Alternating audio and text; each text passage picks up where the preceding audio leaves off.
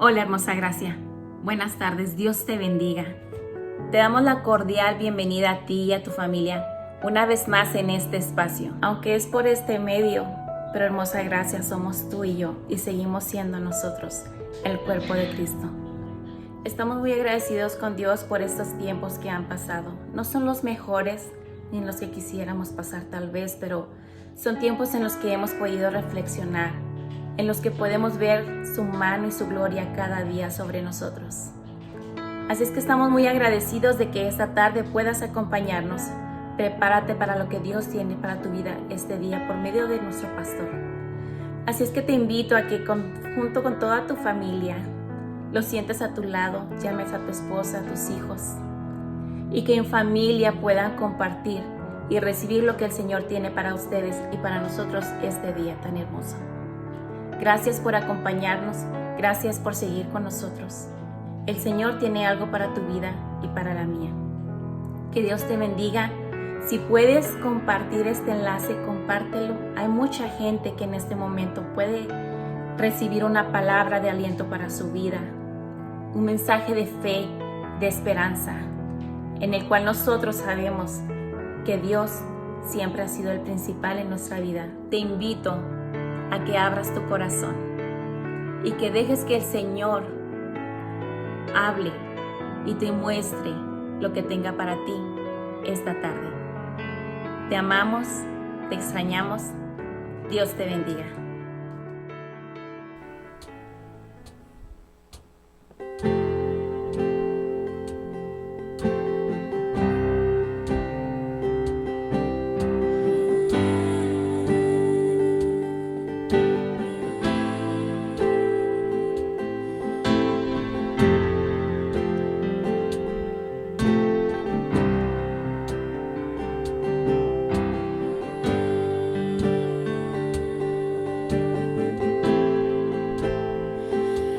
Aquí estás,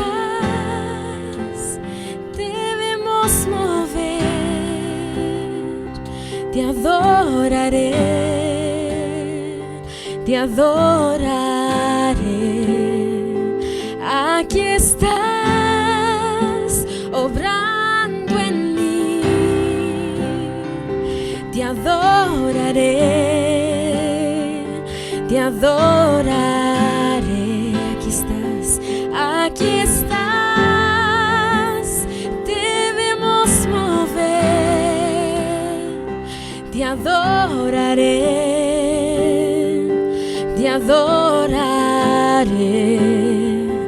Aquí estás, obrando en mí, te adoraré, te adoraré.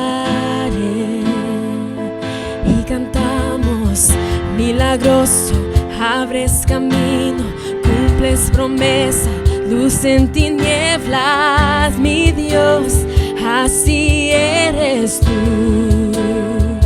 Milagroso, milagroso, abres caminos, cumples promesas, luz en tinieblas, mi Dios, así eres tú. Aquí estás, tocando mi corazón, te adoraré, te adoraré. Aquí estás, llenando mi corazón, te adoraré, te adoraré.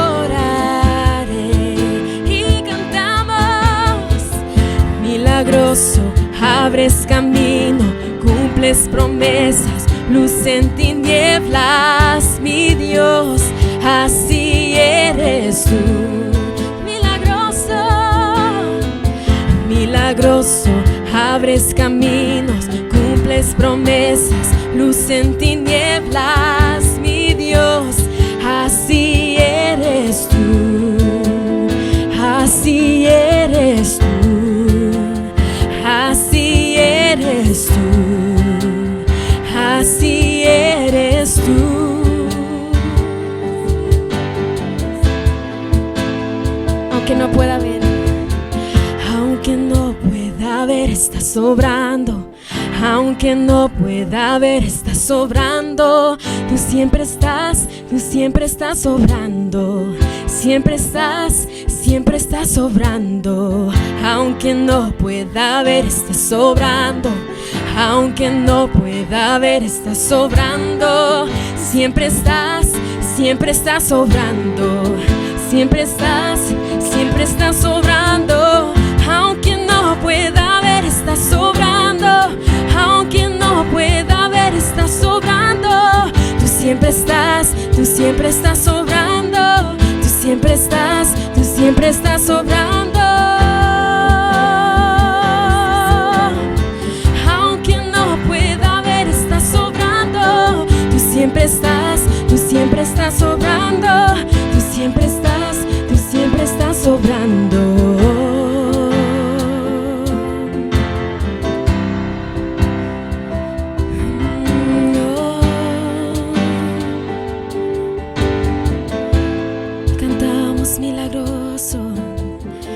Milagroso, abres camino, cumples promesas, luz en tinieblas, mi Dios, así eres tú. Cantamos a ti, Señor. Milagroso, abres camino, cumples promesas, luz en tinieblas, mi Dios, así eres tú, así eres tú. Así eres tú, así eres tú, así eres tú, así eres tú, Señor.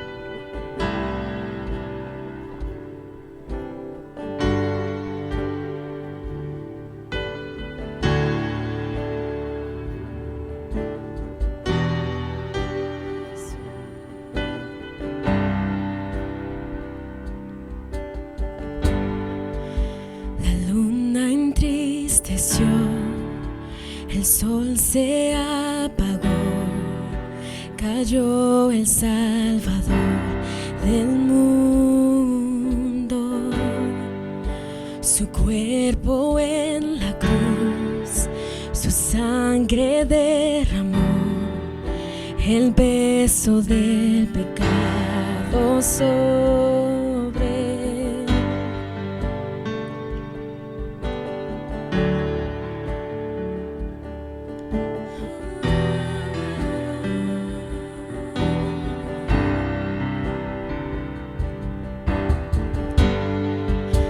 Al fin él suspiró, el cielo lo ignoró, el Hijo descendió en tinieblas, la guerra en el Seol, la muerte derrotó, el infierno fue al fin vencido. La tierra retumbó, la piedra él quitó, su amor perfecto siempre vencerá. El Rey resucitó, la muerte derrotó, ganando la victoria por siempre.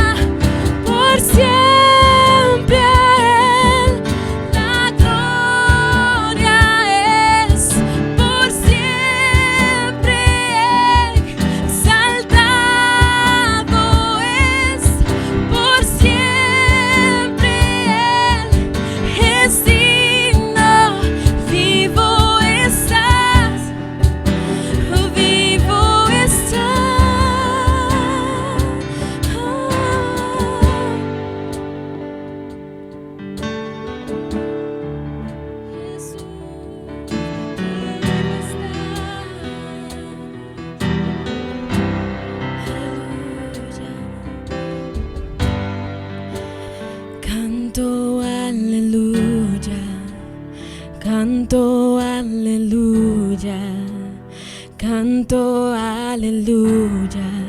El Cordero ya venció. Canto aleluya, canto aleluya, canto aleluya. El Cordero ya venció. Canto aleluya, canto aleluya, canto aleluya. El Cordero ya venció.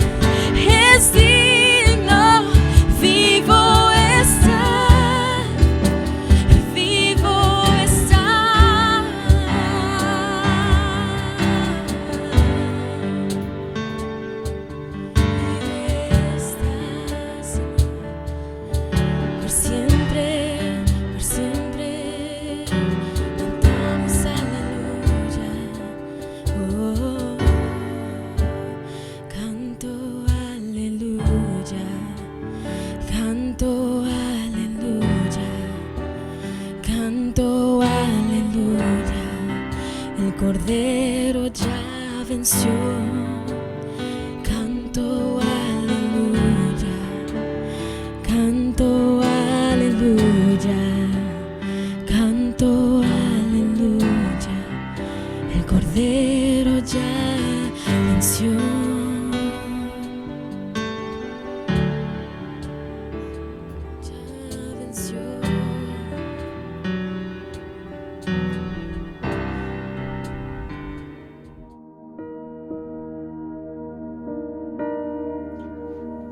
Hermanos, que Dios les bendiga en esta tarde de domingo. Les extrañamos. Ha sido un abrazo de mi familia, de mi parte. Créanme que cuando le decimos que los extrañamos es cierto. Estamos contentos también porque nos permite seguir llevando el mensaje a través de estos medios que nos permite tener, hermano. Y le damos gracias a Dios por eso, porque es una bendición poder seguirnos comunicando con ustedes. La iglesia sigue adelante en el sentido de la enseñanza y la predicación. Sabemos que nada va a reemplazar el hecho de estar juntos, de tener comunión, de esa coinonía entre hermanos, de edificarnos unos a otros, de vernos, de pasar tiempo juntos. Pero en lo que pasa esta temporada, le damos gracias también a Dios porque Él nos ha permitido seguir edificándonos a través de su palabra, hermano, ya que aunque nosotros estamos en un periodo de cuarentena o de detenidos, el enemigo no está detenido. Él sigue obrando para destruirnos, para meternos el pie, para estorbarnos, para desanimarnos, hermano. Y el hecho de que su palabra pueda ser predicada a través de este medio a mí me llena de gozo, hermano.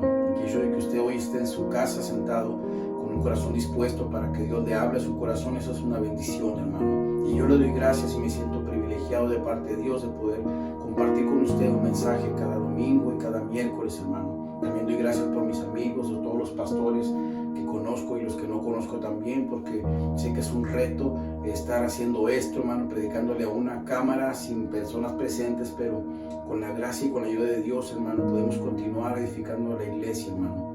Así que, sin más preámbulos, yo quiero tomar un poco de contexto para saber lo que vamos a ver en esta tarde. La semana pasada terminamos en el versículo 32 y vamos a continuar hoy desde el versículo 33 hasta el versículo 42 del capítulo 5. De manera de repaso, si usted recuerda, la semana pasada o el domingo pasado estuvimos viendo acerca de de cómo Dios desplegó su poder a través de los apóstoles y cómo Dios hizo milagros y prodigios en medio del pueblo, cómo Dios estuvo respaldando lo que nuestros hermanos apóstoles venían haciendo.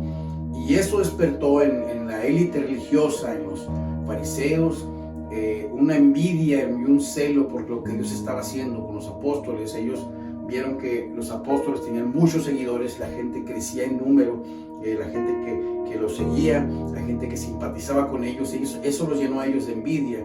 Y dice que echaron mano de los apóstoles y los metieron en la cárcel, algunos de ellos. Y cuál la sorpresa de que pensando ellos que en la cárcel ellos dejarían de hablar o todo se pararía, vimos que un ángel del Señor, enviado por Dios, los saca de la cárcel, los pone afuera y les manda que prediquen precisamente en la iglesia o en el templo, donde es el centro neurálgico del judaísmo.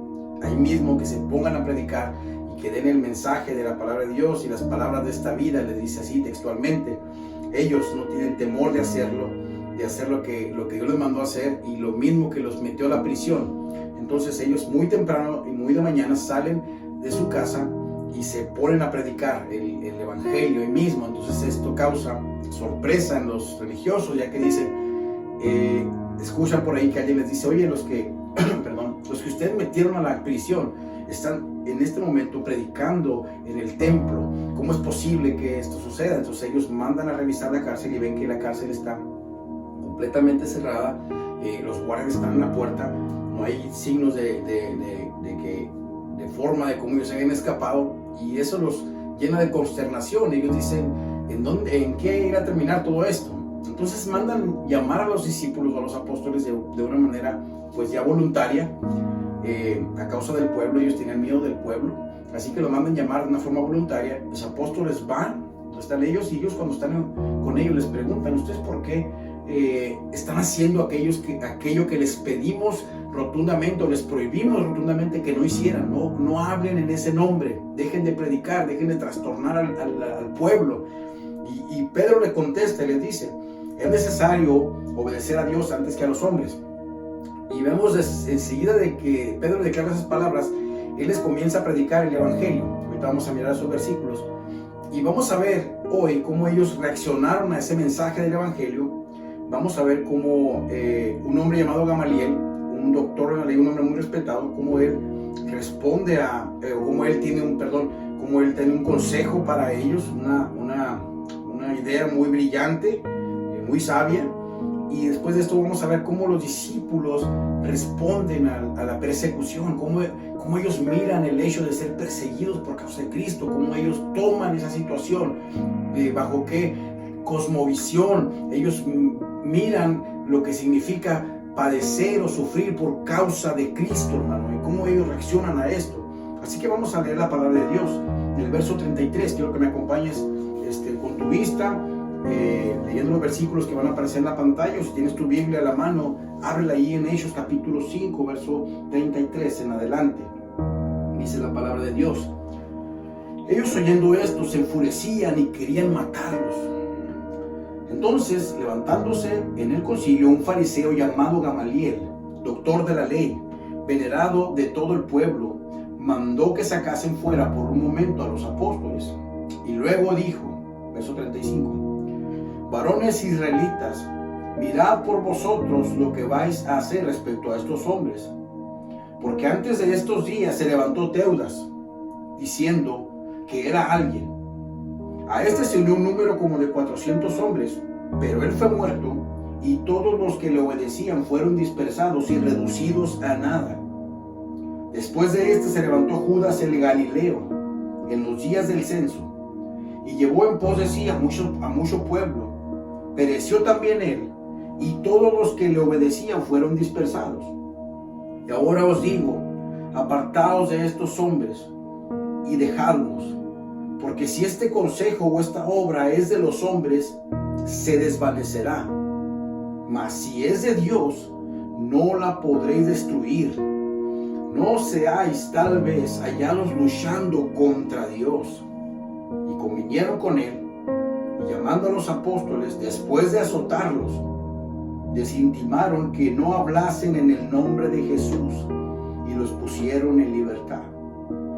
Y ellos salieron de la presencia del concilio, gozosos de haber sido tenidos por dignos de padecer afrenta por causa del nombre.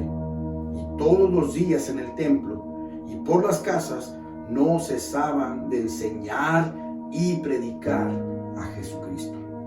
Aleluya. Acompáñame a orar en esta tarde. Señor, te damos gracias, Padre.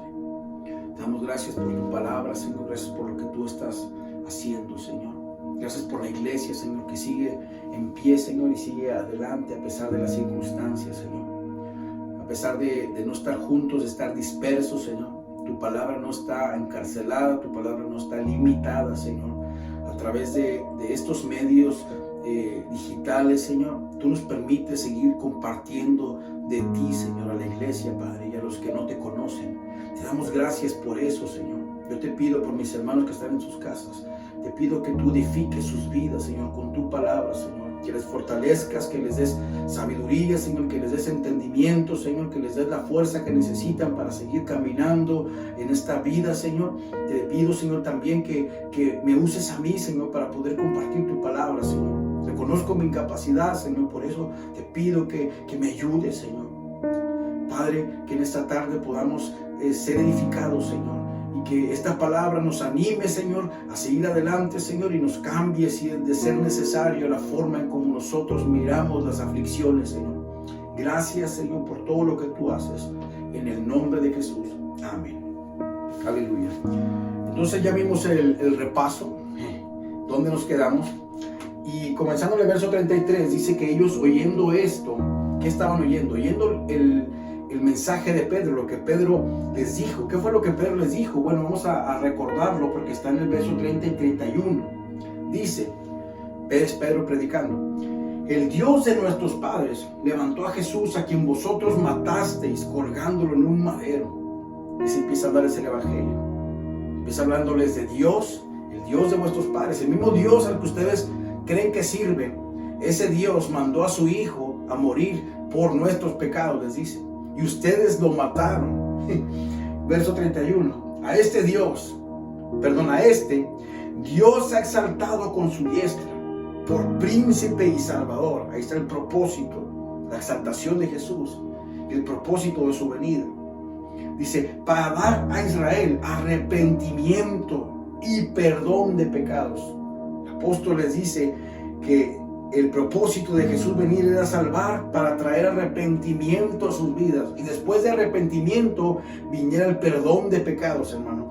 Qué hermoso, qué interesante es que Pedro no cambia su mensaje, hermano. Este mensaje que acabamos de leer se ha repetido durante al menos 3 veces, hermano, en estos capítulos que hemos estado viendo. Si usted recuerda el primer sermón de Pedro, ¿qué predicó Pedro? El mismo mensaje, predicó el evangelio, quizá con otras palabras, pero él predicó el mismo mensaje, hermano. Lo predicó varias veces, hermano.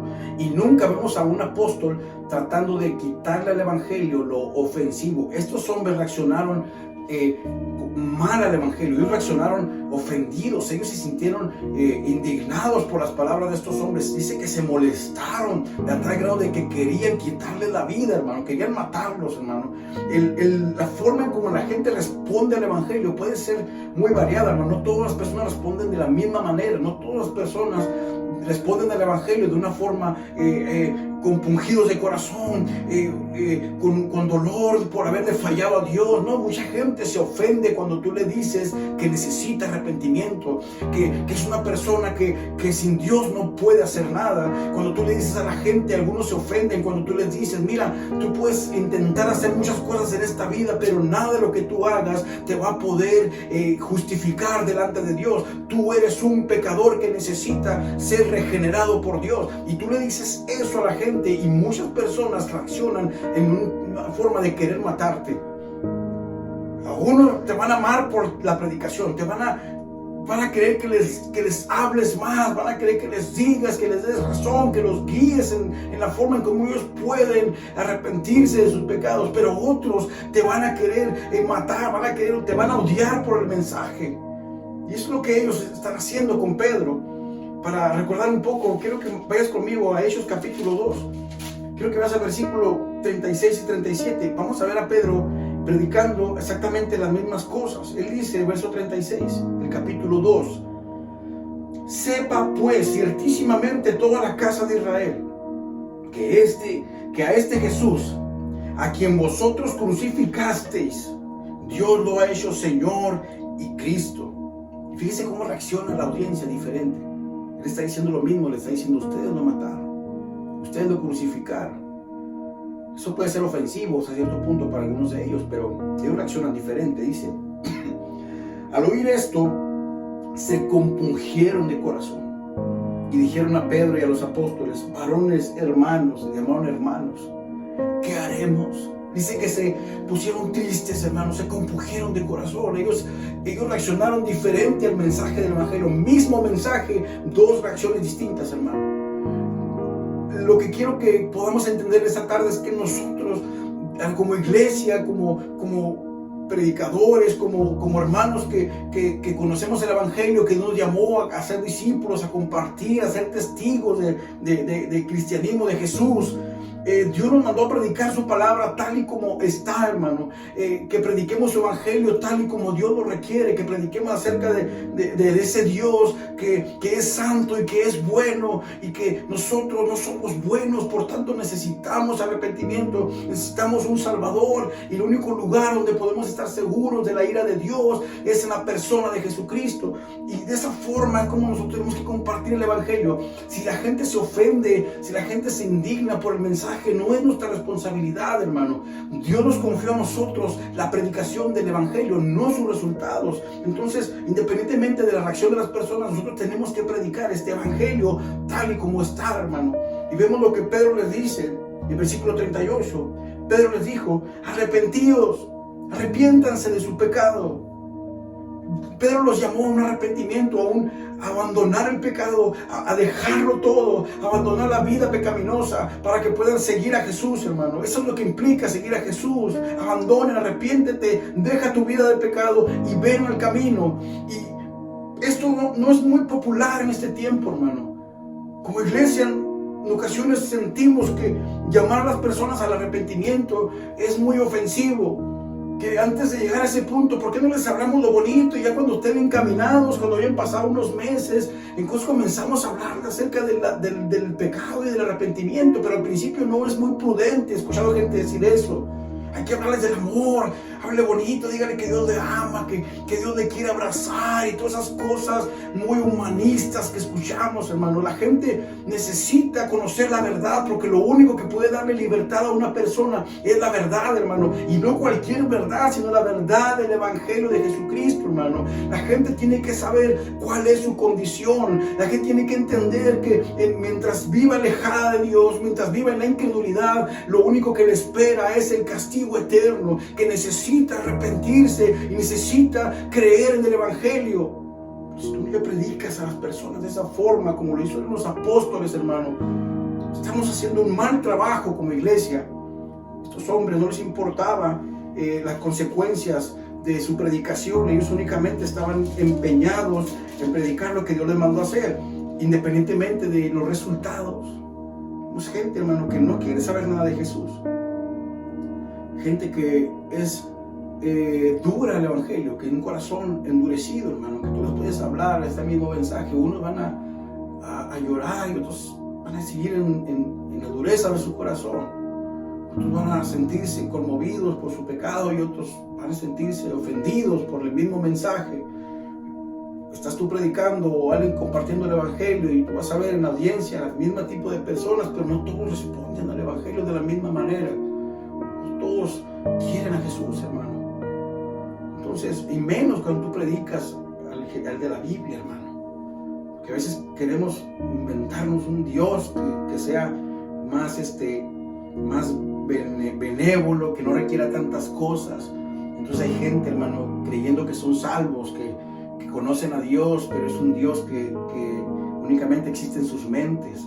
Un Dios que no requiere nada, que no requiere la abnegación, que no requiere el abandonar la vida pecaminosa, y que lo único que requiere es que tú vayas a la iglesia los domingos y entre semana y que sepa los cantos y punto, pero no requiere tanto, no es un Dios que tenga mucho que ver con la santidad y el arrepentimiento, hermano. Y eso está mal, y eso es peligroso, hermano, porque no podemos hablar el evangelio sin hablar del carácter de Dios. No podemos predicar a un Dios que no es santo, hermano.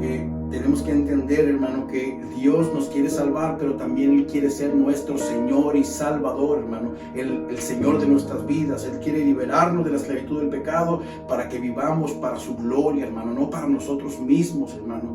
Y gente está siendo engañada, pensando que están en el camino correcto, creyendo que por pertenecer a una iglesia o denominación, el hecho de estar ahí desde muchos años, pero su vida no han sido transformadas, ellos siguen amando al mundo, amando lo que ofende a Dios, y tú piensas que, pero bueno, de todas maneras Dios me ama y me perdona cada vez que yo vengo delante de Él. Tú tienes que evaluar tu fe para saber si realmente tú has nacido de nuevo, si realmente usted tiene una conversión radical. Y si no es así, si tu vida no ha sido cambiada, si tú sigues en tus mismos malos hábitos pecaminosos, quizá tu vida no ha sido transformada por el poder de Dios. Únicamente te has convertido en un religioso que ha aprendido cantos, que ha aprendido textos, pero que su vida sigue siendo la misma y no ha transformado. En esencia es el mismo pecador. Y el peligro de eso, hermano, es creer que vas al cielo y un día estaremos delante de ese Dios. Y qué terrible es escuchar que Dios nos diga: nunca te conocí, no sé quién eres, apartados de mí, hacedores de maldad. Eso es triste, hermano. Eso debería de motivar a la iglesia,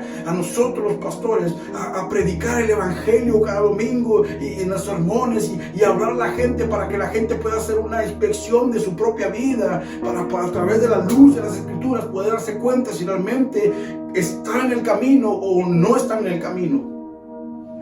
Pedro y los apóstoles, lo vas a mirar en el libro de los Hechos constantemente, nunca diluyen el mensaje, nunca lo hacen ver bonito, siempre hablan con la verdad, hermano, porque no hay nada más amoroso que decir la verdad, hermano. Estos hombres, hermano, predican el evangelio, y aquellos, los religiosos de la época, reaccionan con violencia. Y hay un hombre que se levanta, hermano, llamado Gamaliel. Este hombre se levanta y pide que saquen a los discípulos de ahí, porque necesita decirles algo. Es un hombre, no es cualquier persona, Gamaliel. Gamaliel, nos dice el texto bíblico, que es un doctor de la ley, es un hombre respetable, es un hombre que es fariseo y que dice que guarda la ley de una forma radical. Él representa al fariseísmo literalmente. Entonces, no es cualquier persona. También el apóstol Pablo, cuando relata su conversión, o cuando, no su conversión, sino cuando más adelante él habla acerca de dónde él viene, él dice que es fariseo, de fariseos, y dice que él fue criado o enseñado a los pies de Gamaliel. Gamaliel no es cualquier persona. Entonces él les dice: quiero darles un consejo, miren. Y se empieza a hablar de dos hombres, uno llamado Teudas y otro llamado Judas el Galileo. Y dice que ambos se levantaron y gente los siguió, pero cuando murió la cabeza de ese movimiento, todos se dispersaron y todos huyeron. Y en los dos casos pasó algo similar. Entonces Gamaliel dice: ¿por qué no lo dejamos en paz? Si esto no es de Dios y es de los hombres, pues entonces esto se va a terminar cuando los maten. Y lo interesante es que Jesús ya había muerto y el movimiento apenas empezaba a cobrar fuerza de una forma poderosa. Pero Gamaliel dice: vamos a dejarlos en paz.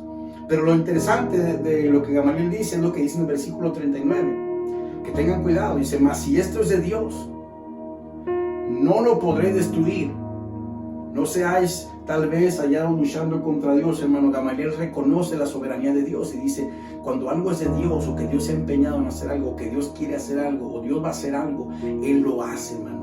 Y no hay nada que detenga a Dios a hacerlo. Dice: no se nos vaya a ocurrir o no vaya a pasar que estén ustedes contra Dios mismo y estemos luchando contra Dios. Eso sería terrible. Dice Gabriel: no podríamos hacer nada. Si este movimiento es de Dios, no hay nada que hacer, porque Dios está detrás de eso. Quizá Gamaliel entendía que había algo de Dios en eso, porque él vio los milagros, él vio cómo esos hombres salieron de la prisión y están predicando ahora. Entonces, de alguna manera, Gamaliel podía entender como que esto que estaba pasando era algo que era digno de hacer una meditación y una reflexión y ser mesurados, porque no sabemos si es Dios el que está involucrado con estos hombres.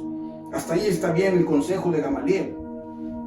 Y al punto del mensaje, hermano, lo que es lo que viene adelante, versículos 40 y 41, hermano. Fíjense lo que pasó después. Dice que cuando Gamaliel les dijo este consejo, ellos como que convinieron con ellos, estuvieron de acuerdo con él. Dice, verso 40, y hallando a los apóstoles, después de azotarlos, hermano, los azotaron. No nos dice cuántas veces.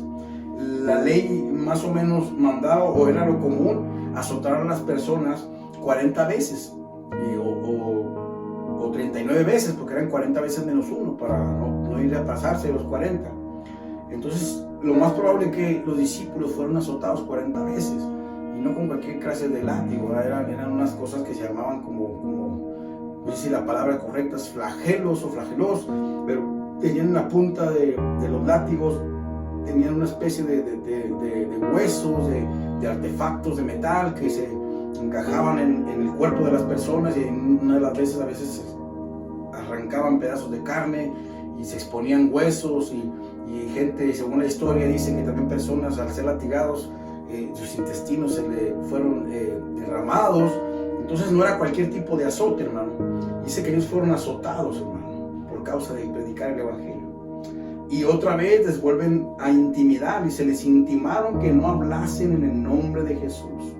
Después de golpearlos y amenazarlos, hermano, los ponen en libertad. Y cualquier, hermanos, persona normal, ¿verdad? Podemos decir, después de eso, pues si yo me hubieran azotado de esa forma, pues rápidamente de ahí me voy al hospital a que me curen, y luego ya me quedo en mi casa encerrado un buen rato y meditando, ¿por qué? ¿Por qué a mí? No sé, ¿verdad?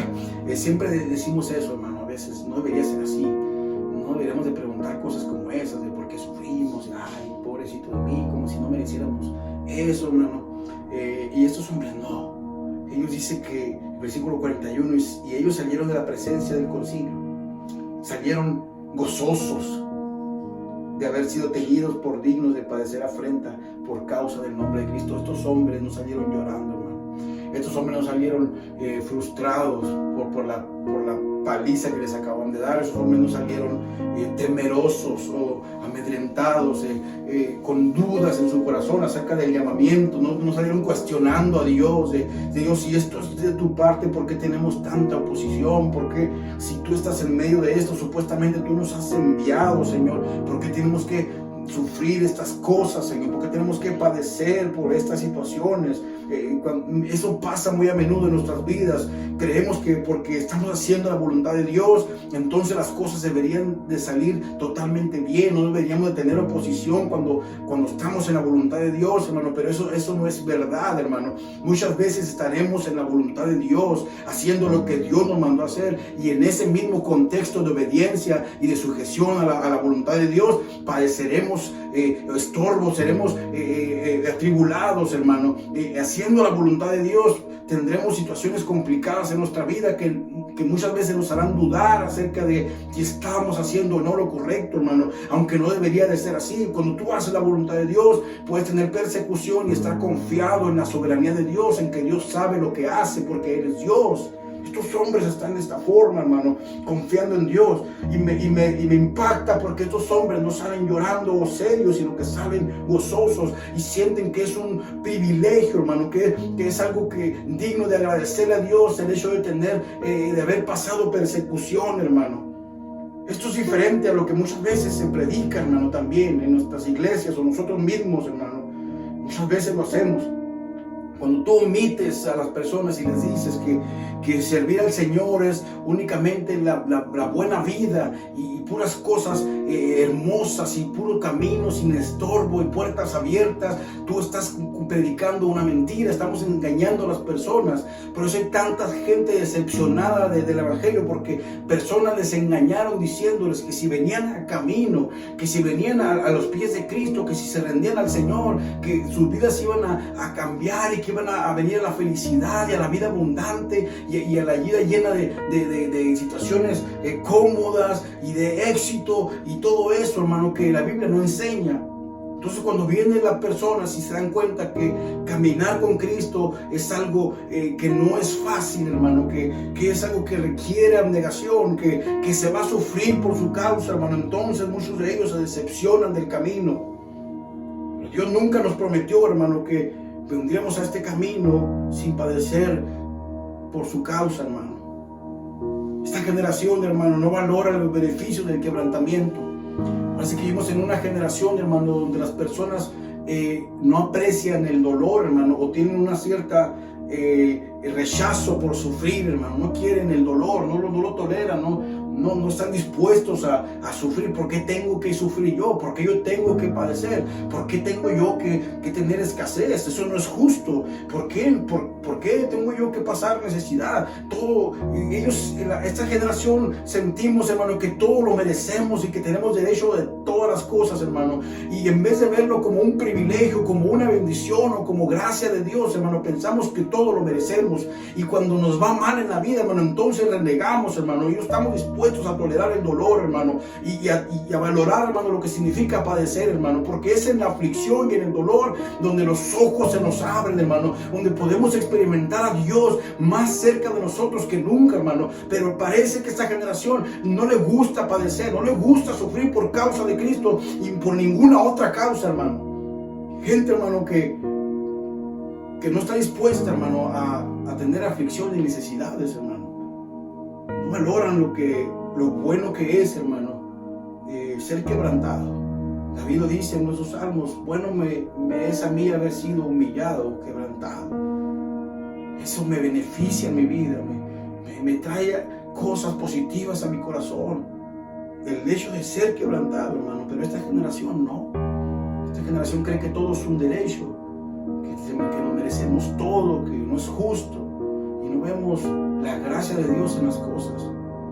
Lo poderoso del Evangelio, hermano, es que el Evangelio va dirigido a personas que están quebradas, hermano, que no tienen esperanza, que no tienen forma, hermano, que no merecen nada.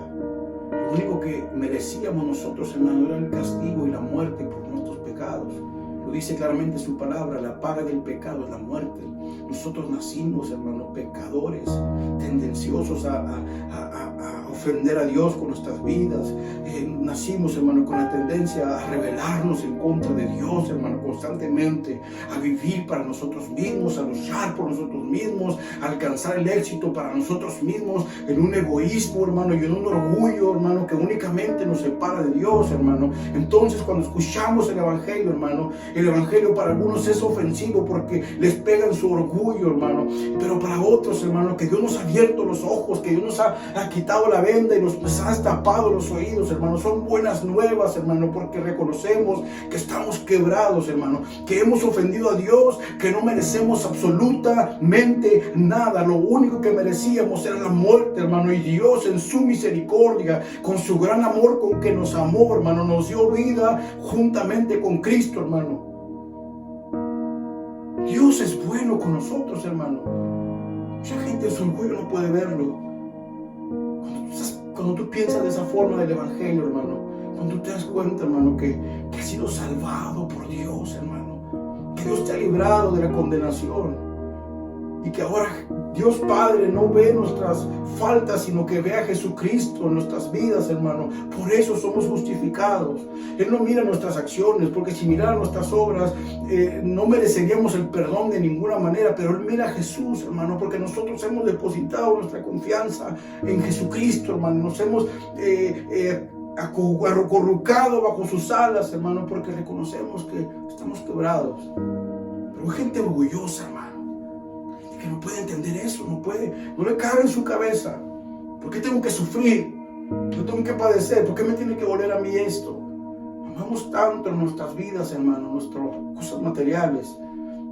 Gente, hermano, en iglesias, hermano, que a la primera de cambios, cualquier cosa que pasa en su vida, venden su fe, hermano, la cambian inmediatamente porque no aman a Dios. No aman a Dios, hermano. Este Evangelio, hermano, nos llama a nosotros a sufrir por su causa, hermano. Dios nunca nos engañó con eso. Él lo dijo, hermano, En Juan capítulo 15, fíjate lo que dice Juan capítulo 15. Si el mundo los aborrece, sabed que a mí también me han aborrecido, antes que a vosotros. Es Jesús hablando. Si fuerais del mundo, el mundo amaría lo suyo. Pero porque no sois el mundo, antes yo os elegí del mundo, por eso el mundo los aborrece. Acordaos de estas palabras, dice que les he dicho: el siervo no es mayor que su Señor. Si a mí me han perseguido, también a vosotros los perseguirán. Dios nunca engañó a las personas diciéndole que seguirle era fácil. Él les dijo: si a mí me persiguieron, ustedes no esperen menos que eso. Si Jesús, que vivió una vida perfecta, hermano, vida que hizo todo bien, porque a veces nosotros confiamos en nuestra justicia. ¿Por qué me salen las cosas mal ahora que estoy haciendo las cosas bien? Escucho a gente decir eso. Hermano, Jesús hizo las cosas bien toda su vida y lo mataron en una cruz. Nosotros, hermanos, somos pecadores. A veces queremos usar nuestra justicia. Señor, ahora que estoy haciendo bien, ¿por qué me pasa esto, hermano? Jesús lo dijo: el siervo no es más grande que su Señor. Si yo padecí, ustedes también van a padecer. El sufrir por su causa, hermano, prueba nuestra fe. El sufrir por su causa, hermano, es como hacer una revisión para ver si esa fe es genuina o es falsa, hermano. Y la forma de ver si esa fe es genuina o es falsa, hermano, es cuando somos probados, hermano, por esa razón. Y el apóstol Pedro lo dijo en 1 Pedro capítulo 1, verso 7. Fíjate lo que dice: para que sometida a prueba vuestra fe, mucho más preciosa que el oro, el cual, aunque perecedero, se prueba con fuego, sea hallada en alabanza, gloria y honra. Wow, dice que la fe verdadera se tiene que probar con fuego para ver si es verdadera, para ver si realmente es real, hermano. Y lo único que nos muestra muchas veces si la fe nuestra es verdadera es cuando somos sometidos a prueba, hermano. Cuando somos sometidos a ciertas circunstancias, hermano, y es ahí cuando se ve realmente si la fe que profesamos es verdadera o es falsa, hermano. También la fe cuando es probada, hermano, cuando sufrimos por causa de Jesús, hermano, si es una fe verdadera, hermano, esta persecución o esta tribulación causará gozo en nuestras vidas, hermano. Fíjate lo que dice Santiago capítulo 1, verso 2. Hermanos míos, tened por sumo gozo cuando nos encontremos en diversas pruebas. Y luego pues sigue hablando los beneficios de ser puesto a prueba, lo que produce la prueba en nuestras vidas. Él dice: estén contentos, satisfechos, gozosos cuando se encuentren en diversas pruebas. Eso parece muy ilógico en nuestras vidas, hermano. Eso parece algo que no tiene sentido. ¿Cómo me dices que cuando tengo que estar llorando que me goce? No está diciendo, hermano, que no te pongas de repente, que no te entre la tristeza y que a veces no quieras llorar por causa de la prueba, pero dice que en el fondo tengas gozo, hermano. Que el gozo de Dios te sostenga en la prueba, hermano. Y que estés contento porque Dios está obrando en tu vida, hermano. Estar gozoso en la prueba es confiar en la soberanía de Dios en nuestras vidas, hermano. Y eso nos debería de dar descanso, hermano. Saber que tenemos un Dios que sabe lo que hace, hermano. Que cuida de sus hijos. Que no dejará, hermano, que perezcamos en la prueba, sino que nos sacará de ahí siendo mejores creyentes, con una fe más firme, con una fe más fuerte, hermano. Eso es lo que hace la prueba en nuestras vidas, hermano. Sufrir por causa de Cristo, hermano, es parte de nuestro llamado. Pues, ¿a poco sí Dios me llamó a sufrir?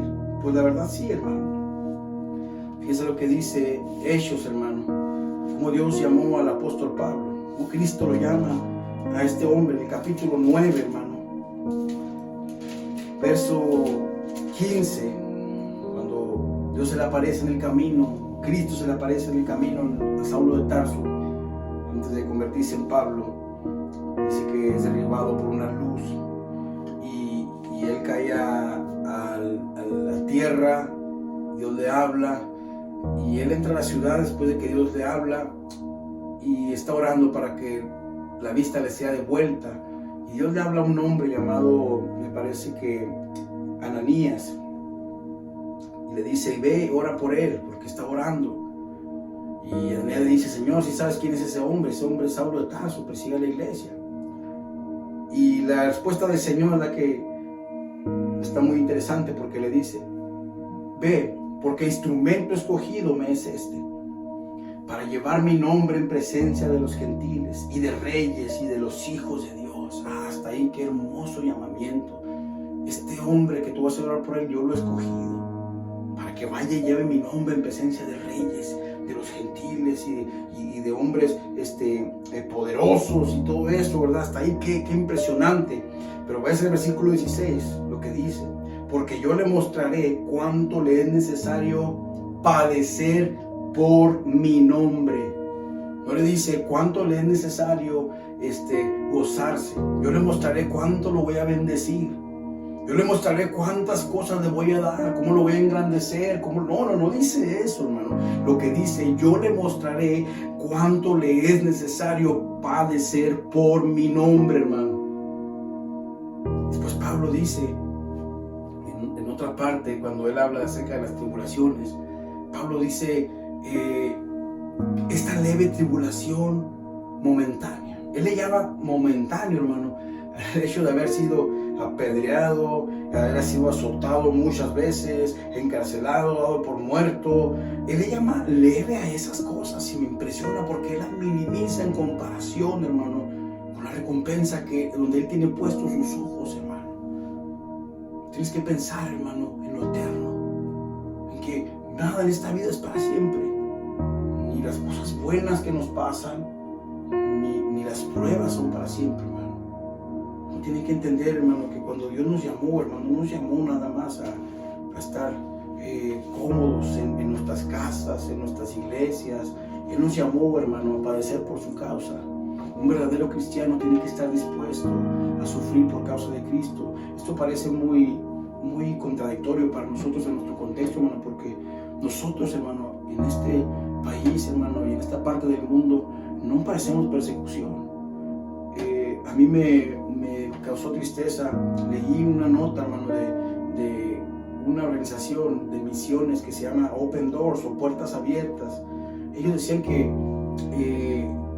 hay una estadística de persecución en las iglesias, hermano, donde dice que 12 personas aproximadamente diariamente son asesinadas por causa del evangelio, hermano. 12 personas en todo el mundo mueren cada día por causa del evangelio, sin contar los que están en la prisión, los que están censurados, los que viven oprimidos, hermano, los que tienen que esconderse, no, nada más los que mueren, hermano, martirio, los que son muertos por causa de su fe, hermano. En todo el mundo 12 personas diariamente son asesinadas, y según las estadísticas ha ido aumentando, porque en el 2017 el promedio era de 8 personas y para el 2018 subió a 12 personas. Entonces hay una tendencia a la alza, hermano, de persecución. Yo no sé si un día a nosotros nos va a tocar tener que padecer por causa de nuestra fe, pero quizá no vamos a ser nosotros, pero sí van a ser nuestros hijos o los hijos de nuestros hijos.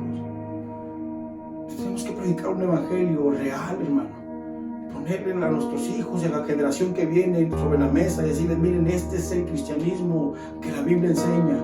Vamos a sufrir, vamos a padecer, pero hay una recompensa, hay algo grandioso que Dios tiene para nosotros. Esto no es todo lo que hay en el mundo. No ames al mundo ni las cosas que están en el mundo, sino pon tus ojos en lo eterno, la recompensa gloriosa que tendremos algún día. Por lo tanto, hoy en este momento predica el evangelio. Ya para terminar, hermano, hay un hombre que fue llamado, murió ya hace mucho tiempo, Derek me parece Bonhoeffer. Fue un pastor, un espía, un mártir en el tiempo de Hitler, hermano. Él se indignó mucho al ver la posición de la iglesia, hermano, en medio de lo que Hitler estaba haciendo con los judíos. Él se preguntaba y decía, ¿por qué la iglesia calla? ¿Por qué la iglesia no está haciendo nada? ¿Por qué la iglesia no se levanta, no protesta, no se defiende? ¿Por qué en Alemania, donde fue la cuna del protestantismo, donde hubo personas que quisieron dar su vida a causa de la palabra de Dios, hoy callan y no dicen nada y no hablan? Él se indignaba por eso. Y él empezó a hacer cosas, hermano, para salvar a judíos. Y eso lo llevó a la muerte, hermano. Y hay un hombre que lo miró el último día de su vida, hermano, por una ventana, un doctor lo estaba observando. Y fíjese lo que dice, cómo relata él los últimos minutos de vida de Derek Bonhoeffer. O Derek Bonhoeffer, no me acuerdo bien el nombre, hermano, pero después lo busca usted en su casa. Fíjese lo que dice. Vi al pastor Bonhoeffer, antes de despojarse de su indumentaria carcelaria, arrodillado en el suelo, orando fervientemente a su Dios. La forma en que aquel hombre adorable elevaba su plegaria me conmovió hasta lo sumo. Dice, pero su fervor y su total certeza de que Dios oía su plegaria me conmovió. Dice, en el lugar de ejecución volvió a pronunciar una breve oración. Y a continuación subió los peldaños hasta la horca. Valiente y sereno, su muerte tuvo lugar en unos segundos.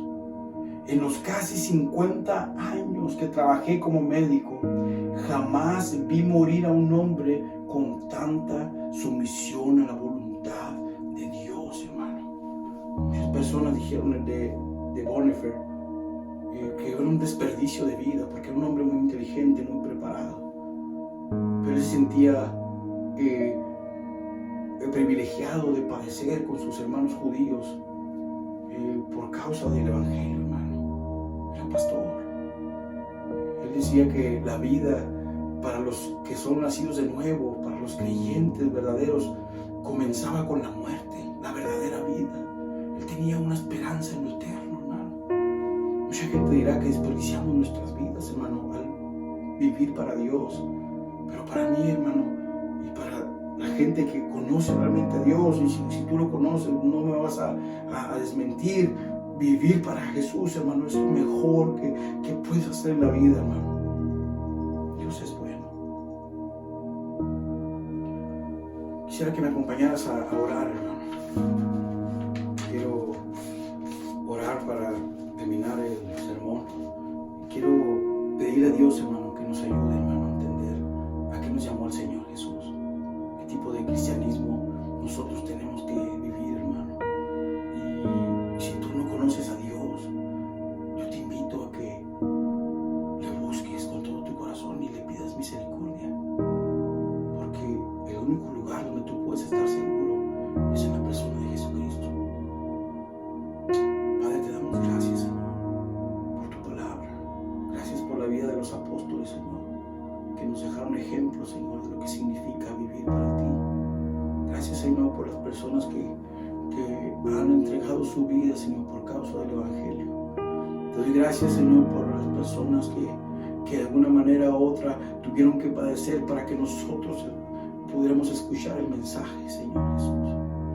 Señor, te pedimos por la iglesia en todo el mundo que está siendo perseguida por causa de su fe.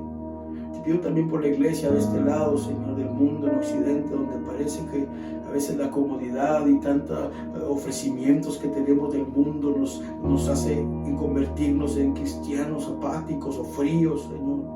Yo te pido que nos ayudes, Señor, estos tiempos que estamos dispersos en nuestros hogares, que podamos valorar, Señor, y podamos entender, Señor, lo que significa realmente seguirte, Señor. Ayúdanos, Señor, a seguir adelante, Padre, como iglesia. Bendice a mis hermanos en sus hogares. En el nombre de Jesús. Amén. Hermano, que Dios le bendiga. Le mando un abrazo. Espero que nos volvamos a mirar muy pronto.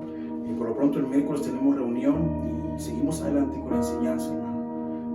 Pásela bien con su familia y siga orando por la iglesia, hermano, para que Dios pronto pueda permitirnos reunirnos y estar juntos otra vez, hermano. Que Dios le bendiga.